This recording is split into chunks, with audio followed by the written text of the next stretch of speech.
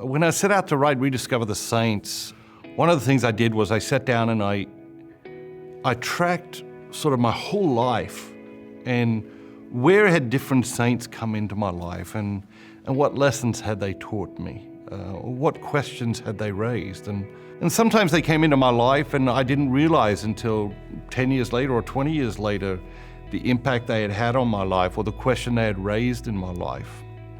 Today we read about St. Bernard, and my father's name was Bernard, and my second youngest brother's name is Bernard, and named after Bernard of Clairvaux. And Bernard is known as sort of a reformer, as a person of renewal in the church, particularly in monastic life.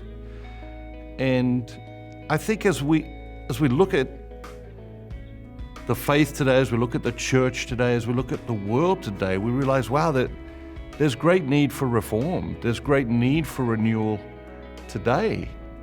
When we think about reform and we think about renewal, the tendency is to think about the structure, of the church or the structure of society.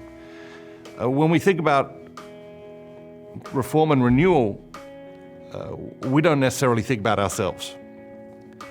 But our journey toward Easter, our Lenten journey, is an invitation to reform, it's an invitation to renewal, but it's an invitation to a deeply personal type of reform and renewal.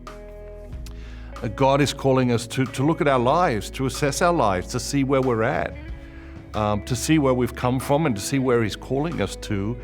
And to ask ourselves, okay, what's helping us to get where He's calling us to, and what's in the way of us getting to where He's calling us to, and what parts of our life need reforming, and what parts of our life need renewal. We're called to renewal constantly as a Christian. There's never one day where we wake up and said, oh yeah, we took care of that reform stuff. No, it's a constant call to renewal and a constant call to transformation.